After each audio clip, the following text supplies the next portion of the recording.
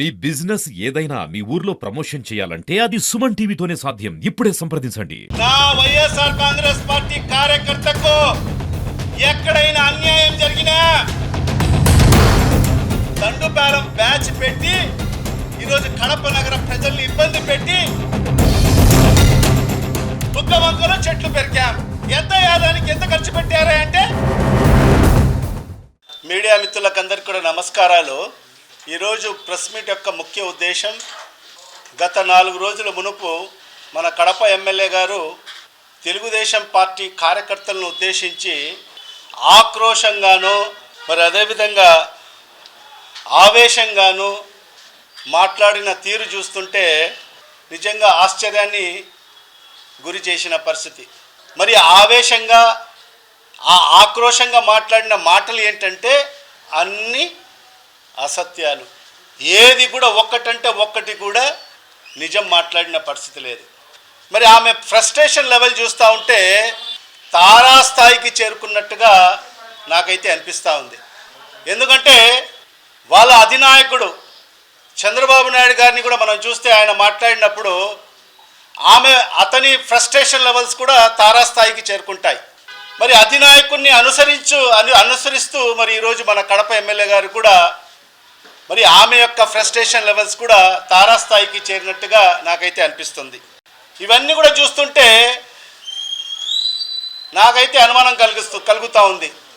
ఆమె మానసిక స్థితి బాగుందా లేదా అని చెప్పి నాకైతే అనుమానం కలుగుతూ ఉంది. మరి ఇవాళ మన ఎమ్మెల్యే గారు కూడా అధినాయకుడిని అనుసరిస్తూ మరి ఇవాళ నాకు కూడా అనుమానం కలుగుతుంది. మరి మన ఎమ్మెల్యే గారికి కూడా ఎక్కడైనా ఏదైనా మునీశ్వరుని శాపం ఏమైనా ఉందా అని చెప్పి నాకైతే అనుమానం కలుగుతూ ఉంది. ఎందుకంటే ఒక్కటంటే ఒక్కటి కూడా నిజం మాట్లాడిన పరిస్థితి లేదు. నిజాలు మాట్లాడండి, అభివృద్ధి మీద మాట్లాడండి, అభివృద్ధి మీద పోటీ పడండి. ఈరోజు గర్వంగా చెప్పగలము, కాలర్ ఎగరేసుకొని చెప్పగలం. గత 5 ఏళ్ల కాలంలో మేము చేసిన అభివృద్ధి, 5 సంవత్సరాల కాలంలో వందల కోట్ల రూపాయలు నిధులు తీసుకొచ్చి ఈ కడప నగరాన్ని అభివృద్ధి పదంలోకి ముందుకు తీసుకెళ్లడం జరిగింది. ఈరోజు 7 రోడ్లు వైడనింగ్, ఇది ఒక సాహసోపేతమైన నిర్ణయం. మరి అలాంటిది కడప నగరంలో ఎప్పుడు జరిగినటువంటి విధంగా 7 రోడ్లు వైడనింగ్ చేసే కార్యక్రమం చేశాం. ఈ కడప నగరంలో ఎప్పుడు జరిగినటువంటి విధంగా 10 సర్కిల్స్ మరి ఈరోజు డెవలప్ చేశాం. కడపలో అత్యాధునికంగా ఒక మల్టీ స్పెషాలిటీ హాస్పిటల్ తీసుకురాగలిగాం, ఒక క్యాన్సర్ హాస్పిటల్ తీసుకురాగలిగాం, ఒక సైకియాట్రిక్ హాస్పిటల్ తీసుకురాగలిగాం. మరి అదేవిధంగా కడప నగరంలో అనేక పార్కులను ఈరోజు డెవలప్ చేయగలిగాం. ఎప్పుడు జరిగినటువంటి విధంగా పార్కులు డెవలప్ చేయడం జరిగింది. మరి అదే కాకుండా మరి అన్ని సామాజిక వర్గాలకు సంబంధించిన శ్మశానాలను కూడా ఆఖరికి అభివృద్ధి చేశాం మా 5 ఏళ్ల కాలంలో. మరి ఈరోజు గవర్నమెంట్ స్కూళ్ళు, గవర్నమెంట్ బడులు ఈరోజు రూపురేఖలు మార్చగలిగాం 5 ఏళ్ల కాలంలో. మరి ఈరోజు కడప నగరంలో సుమారుగా 12 పిహెచ్సిలు తీసుకొచ్చాం. అన్ని ప్రాంతాల్లో కూడా ఆ ప్రాంత ప్రజలకు అక్కడే వైద్యం అందించాలని చెప్పి ఆ ఆలోచనతో కడప నగరంలో 12 పిహెచ్సిస్ తీసుకురాగలిగాం. మరి ఎల్వి ప్రసాద్ ఐ హాస్పిటల్ని తీసుకొచ్చాం.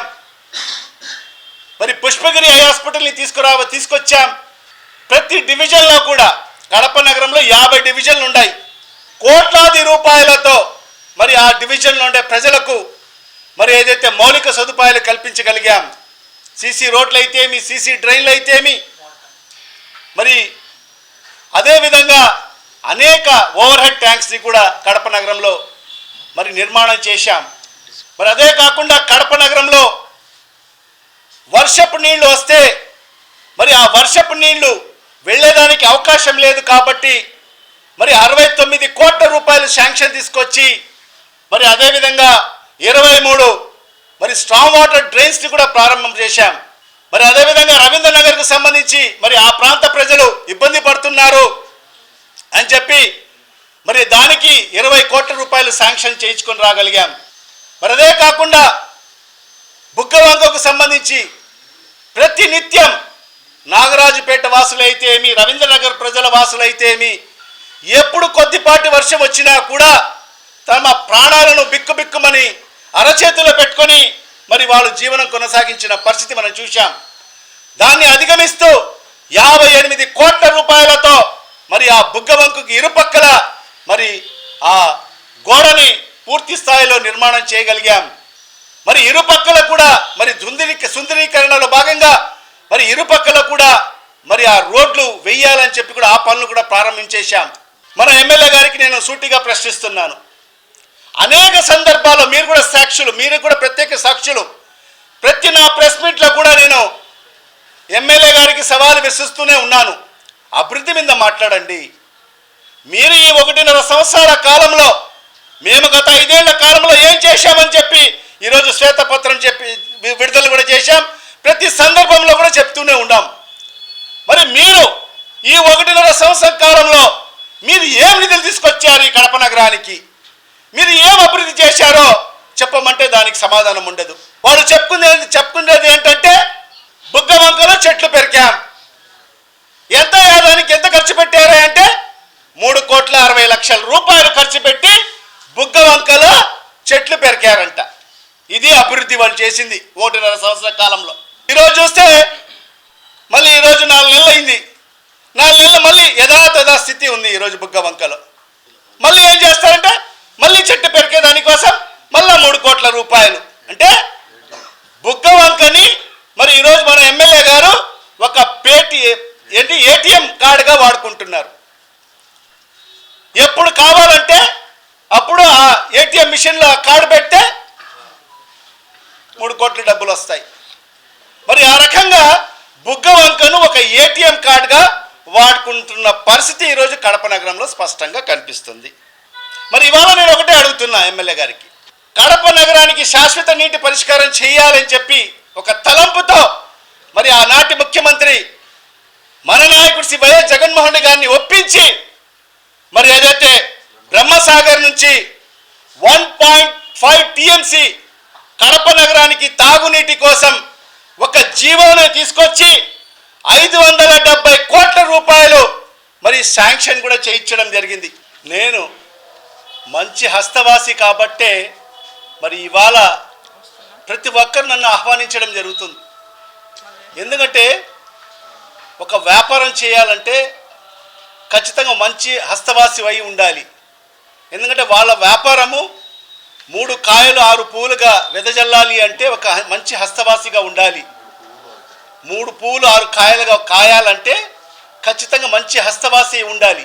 మరి అందుకే ప్రతి ఒక్కరు కూడా నన్ను మరి ఆహ్వానించడం జరుగుతుంది. మరి ఇవాళ మన ఎమ్మెల్యే గారికి ఎందుకు కడపమంటనో నాకైతే అర్థం కాదు. అంటే వాళ్ళకి ఎవరు పిలవడం లేదనే. మరి ఇవాళ వాళ్ళ సంస్కృతి ఎలా ఉందంటే మరి ఈరోజు వాళ్ళు ఎవరన్నా ఇనాగ్రేషన్కి వెళ్తే ఎమ్మెల్యే గారి భర్త చెప్పేది ఏంటంటే వైఎస్ఆర్ కాంగ్రెస్ పార్టీ వాళ్ళను పిలవకోకూడదు. ఇది మా మొదటి కండిషన్. వైఎస్ఆర్ కాంగ్రెస్ పార్టీ వాళ్ళను పిలిస్తే మేము రాము, మరి మీరు ఇబ్బంది పడతారు.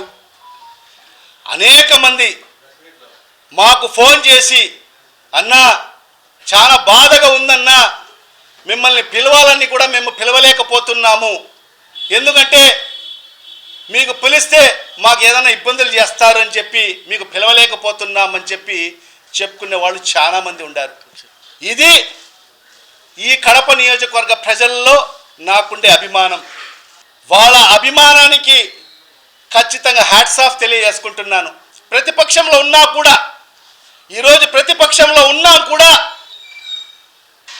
వీళ్ళు ఎన్ని కండిషన్లు పెట్టినా కూడా ఈరోజు చాలామంది ఈరోజు మమ్మల్ని ఆహ్వానించడం జరుగుతుంది. మొన్న టీడీపీ జిల్లా అధ్యక్షుడు మాట్లాడుతూ నేనంట శవాల మీద చిల్లర ఏరుకునేవాడిని అంట. నేను ఆ శవాల మీద చిల్లర ఏరుకునేవాడిని. 1 ఏళ్ళు నాకు చూపిస్తే 4 ఏళ్ళు మేము మీకు చూపిస్తున్నాయి. మీరు భార్య భర్తలు శవాల మీద చిల్లర ఏరుకునే వాళ్ళు మీరు దండుపాలెం బ్యాచ్ పెట్టి ఈరోజు కడప నగర ప్రజల్ని ఇబ్బంది పెట్టి మీరు ఎవరెవరి కాడ చిల్లర ఏరుకుంటున్నారో తెలియదా మాకు? డాక్టర్ల కాడ చిల్లర ఏరుకోలేదా? ఫార్మసిస్టుల కాడ చిల్లర ఏరుకోలేదా? మైనింగ్ వాళ్ళ కాడ చిల్లర ఏరుకోలేదా? రియల్ ఎస్టేట్ వ్యాపారుల కాడ చిల్లర ఏరుకోలేదా? మీరు వైన్ షాపుల కాడ చిల్లర ఏరుకోలేదా? బార్ల కాడ చిల్లర ఏరుకోలేదా? చిన్న తోపుడు బళ్ళ కాడ కూడా వదులుకోకుండా చిల్లర ఏరుకునే బ్యాచ్ నీ కాడ ఉంది. నా యొక్క ప్రత్యక్ష రాజకీయాలు 20 ఏళ్ళు, 2005లో నేను ప్రత్యక్ష రాజకీయాల్లో వచ్చాను ఒక కార్పొరేటర్గా. 20 ఏళ్ళు అయింది. నా ప్రత్యక్ష రాజకీయాల్లో నేను నిజాయితీతో రాజకీయం చేశా, నైతిక విలువలతో రాజకీయం చేశా. 2009లో నాకు టికెట్ వస్తుందని చెప్పి నేను ఆశించా, కానీ నాకు రాకపోతే చాలా మంది వచ్చారు మీ పార్టీకి సంబంధించిన వాళ్ళు, మేము టికెట్ ఇస్తామని చెప్పి. నేను ససేమిరా నేను ఒప్పుకోలేదు. నేను నమ్ముకున్న పార్టీ ఒకటే, ఆనాడు వైఎస్ఆర్, నేడు వైఎస్ జగన్.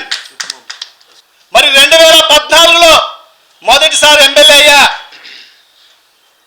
మేము ప్రతిపక్షంలో ఉన్నాం, అధికారంలో తెలుగుదేశం పార్టీ అధికారంలోకి వచ్చింది.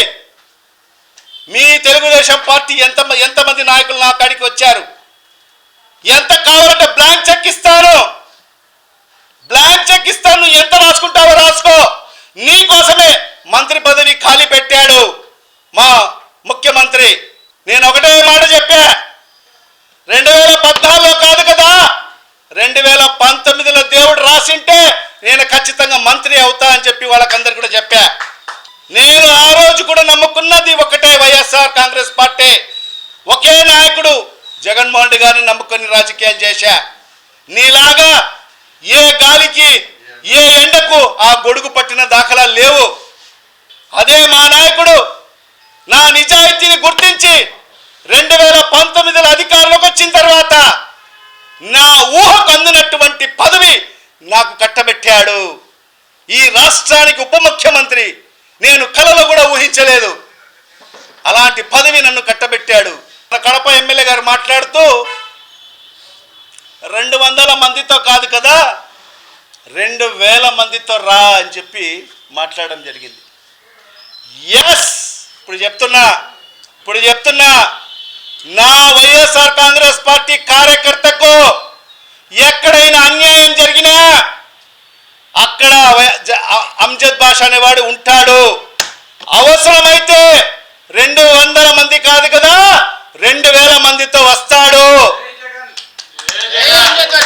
నా సర్వస్వం నా కార్యకర్తకి ఎక్కడ అన్యాయం జరిగినా, ఎక్కడ అవమానం జరిగినా అంజద్ బాషా అక్కడ ఉంటాడు. ఏం చేస్తారు? మహా అంటే కేసు పెడతారు కదా. కేసులకు భయపడే వాళ్ళు ఇక్కడ ఎవరు లేరు.